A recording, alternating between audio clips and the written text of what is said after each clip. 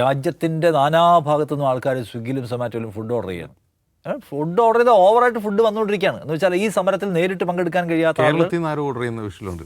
ഉണ്ട്, കേരളത്തിൽ നിന്ന് പല ആൾക്കാർ ഓർഡർ ചെയ്യുന്നുണ്ട്. അവിടേക്ക് ആൾക്കാർ ബർഗറും അതുമൊക്കെ ഓർഡർ ചെയ്യാണ്. ഇതിങ്ങനെ വന്നുകൊണ്ടേ ഇരിക്കുന്നു. അവിടെ ഈ സമരം തുടരാൻ ആവശ്യമായിട്ടുള്ള പിന്തുണ ഉറപ്പാക്കുകയാണ്. പിന്നെ അവിടേക്ക് ഈ പിന്തുണയുമായിട്ട് വന്നുകൊണ്ടിരിക്കുന്ന ചെറുപ്പക്കാർ അവിടെ ഭക്ഷണവുമായിട്ട് നേരിട്ട് വരും ചെറുപ്പക്കാരെ കാണുന്നു. സോ അവരെ ഭയപ്പെടുത്തുക എന്നുള്ളത് സംഗതി സർക്കാരിനെ സംബന്ധിച്ച് പോസിബിൾ. സർക്കാർ ആദ്യം തീരുമാനിച്ച് പേടിപ്പിക്കണമെന്നാണ്. പക്ഷേ പേടിക്കാൻ അവർ തയ്യാറല്ല എന്നും. കാര്യം അരാഷ്ട്രീയവാദികളായിട്ടുള്ള ആൾക്കാർക്ക് തല്ലുകൊണ്ടാ വേദനിക്കും, ശരീരം നോക്കുമ്പോൾ ഓടിക്കോളും എന്ന് വിചാരിച്ചിട്ടാണ് ആദ്യം ഈ പണിയെടുത്തത്. ബട്ട് അത് പോസിബിളാണെന്ന് തോന്നുന്നില്ല. മോദിയെ സംബന്ധിച്ച് അദ്ദേഹം വൻ ട്രാപ്പിൽ വിട്ടിരിക്കുകയാണ്. കാരണം ഈ സമരത്തെ എന്ത് പറഞ്ഞിട്ട് ഒതുക്കും? ഇവർ തീവ്രവാദികളാണ്, ചൈനക്കാരാണ്, വിദേശ ഫണ്ടാണ്, ടൂൾ കിറ്റാണ്, അതൊക്കെ അദ്ദേഹം കർഷക സമരത്തിനെതിരെയും പറഞ്ഞു നോക്കിയ സംഗതിയാണല്ലോ. പക്ഷേ ഏഷ്യയല്ല, ഏഷ്യാതിരിക്കാൻ ഒരുപാട് കാര്യങ്ങളുണ്ട്. കാരണം അതിന് തലപ്പത്തിരിക്കുന്ന ആൾക്കാരുടെ ഇനി പേരും ജാതി നോക്കി അടിക്കാം, ഇവന്മാരുടെ വസ്ത്രം കണ്ടാൽ തിരിച്ചറിയാമെന്നുള്ള അദ്ദേഹത്തിൻ്റെ സ്ഥിരം ഡയലോഗ് അടിക്കാൻ പറ്റുകയില്ല. കാരണം എല്ലാ വിഭാഗത്തിൽ നിന്നുള്ള ആൾക്കാർ വന്നിരിക്കുകയാണ്. അവരുടെ പേര് കണ്ടാൽ അറിയാം, അവരുടെ പശ്ചാത്തലം അറിയാം, അവരുടെ പാർട്ടി കണ്ടാൽ അറിയാം, അവരെ കോൺഗ്രസ് ആണെന്നും വിളിച്ച് ആക്ഷേപിക്കാൻ പറ്റില്ല. കാരണം എല്ലാ കൈൻഡ് ഓഫ് ആൾക്കാരും അതിൽ പങ്കാളികളായിക്കൊണ്ടിരിക്കുകയാണ്.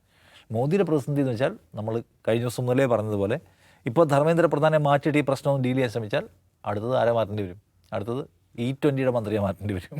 അത് കഴിഞ്ഞാൽ പിന്നെ നിർമ്മല സീതാരാമനെ മാറ്റേണ്ടി വരും. അത് കഴിഞ്ഞാൽ പിന്നെ പരിസ്ഥിതി മന്ത്രിയെ മാറ്റേണ്ടി വരും. ഹർദീപ് സിംഗ് പുരിയെ മാറ്റേണ്ടി വരും. അവസാനം ബഡാബ് സാബ് തന്നെ മാറണമെന്നാണ്. ഇപ്പോഴത്തെ ആവശ്യത്തിന് അവർ വഴങ്ങിയാൽ, ജനങ്ങളുടെ സമരത്തിന് വഴങ്ങിയിട്ട് ഒരാളെ മാറ്റുന്ന ഒരു സർക്കാരാണെന്ന് വന്നാൽ ജനങ്ങളുടെ എല്ലാ ആവശ്യങ്ങൾക്കും വഴങ്ങേണ്ടി വരും എന്ന ഭയപ്പാടാണ് എല്ലാ ഉന്നയിക്കുകയും ചെയ്യും. അതെ അതെ, ധർമ്മേന്ദ്ര പ്രധാൻ സ്റ്റെപ്പ് ഡൗൺ ചെയ്ത് കഴിഞ്ഞാൽ ഇനി എല്ലാത്തിനും വേണ്ടി ആള് സമരത്തിന് ആവശ്യം വരും. അപ്പോൾ സമരത്തിന് വഴങ്ങുന്ന ഒരു സർക്കാരാണെന്ന് ഒരിക്കലും ഒരു ഫാസിസ്റ്റ് ഭരണകൂടം സന്ദേശം കൊടുക്കില്ല. കൊടുത്താൽ ആളുകൾ ഇറങ്ങും.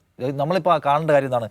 നിങ്ങൾ ഈ ചൈനയിൽ പോയി നോക്ക്, എന്താണ് അവിടെ ടിയാൻമെൻ സ്ക്വയർ? അവിടെ ഒരു ജനകീയ പ്രക്ഷോഭങ്ങൾക്ക് വഴങ്ങുന്നില്ല. ജനകീയ പ്രക്ഷോഭം ഉണ്ടാവാൻ പാടില്ല. അപ്പോൾ അത് നമ്മളിപ്പോൾ ഇവിടെ പോയാലും മറ്റ് ഗൾഫ് കൺട്രീസിലൊക്കെ പോയാലും അങ്ങനെയാണ്. ജനകീയ പ്രക്ഷോഭങ്ങളുടെ മുള്ള പൊട്ടാൻ സമ്മതിക്കില്ല. പൊട്ടിയാൽ അത് തീർന്നു. അത്രയും വിജിലൻ്റ് ആയിരിക്കും. അതിപ്പോൾ ഉത്തര കൊറിയയിലെ എല്ലായിടത്തും. ഇവിടെ അതാണ്, സമരത്തിന് വഴങ്ങുന്നില്ല, സമരവുമായിട്ട് എൻഗേജ് ചെയ്യുന്നില്ല. സോനം വാങ്ങിച്ചു അവിടെ കിടന്നു, പട്ടിണി കിടന്ന് മരിച്ചു വന്നു, പോട്ടെ. ഗംഗ ശുദ്ധീകരിക്കണം എന്ന് പറഞ്ഞൊരു സ്വാമി അവിടെ കിടന്ന് മരിച്ചു പോയല്ലോ. ആരെങ്കിലും ശ്രദ്ധിച്ചോ? ഗംഗ ശുദ്ധീകരിക്കാനും പോയില്ല. ശുദ്ധീകരിക്കുന്നതൊക്കെ പ്രസംഗിച്ചിരുന്നു, പക്ഷേ ശുദ്ധീകരിക്കാൻ നടക്കുള്ള കാര്യമല്ല. സോ അത് സർക്കാർ ഈ സമരത്തെ അതാണ് അവരുടെ ലോക്ക്. ഒന്ന്, അപ്പുറത്തുള്ള ആളുകൾ സമരത്തിലാണ്, അവരുടെ ആവശ്യം ന്യായമാണെന്ന് എല്ലാവരും വിചാരിക്കുന്നു. രണ്ട്, ആ സമരത്തിൻ്റെ ആവശ്യത്തെ ഏറ്റെടുക്കാൻ കഴിയാത്തതുള്ള ഈഗോ മാത്രമല്ല, ഏറ്റെടുത്താൽ നാളെ അങ്ങേയറ്റം മുതൽ അങ്ങേയറ്റം മുകളിൽ വരെ ആൾക്കുള്ള രാജ്യം വെക്കണം എന്നുള്ള ആവശ്യം ഉയർന്നു വന്നിട്ടിരിക്കും. സോ ഈ ധർമ്മസങ്കട കടലിൽ കിടക്കുകയാണ് അദ്ദേഹത്തിന് എന്തെങ്കിലും പുതിയ മാർഗ്ഗങ്ങൾ പിടിക്കേണ്ടി വരും ഇതിനെ അതിജീവിക്കാൻ.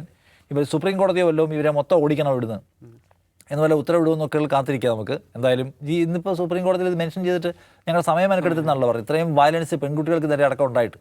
അപ്പോൾ ഇനിയിപ്പോൾ എന്ത് തന്ത്രമായിട്ട് വരാൻ പോകുന്ന കാത്തിരിക്കണം. പക്ഷേ ഏറ്റവും പ്രധാനപ്പെട്ട സംഗതി ഈ പവർ, പോലീസിൻ്റെ അട്രോസിറ്റീസ്, അതിൽ പേടിക്കുന്നവരല്ല ഇപ്പോൾ സമരത്തിലുള്ളത് എന്നതുകൊണ്ടാണ്.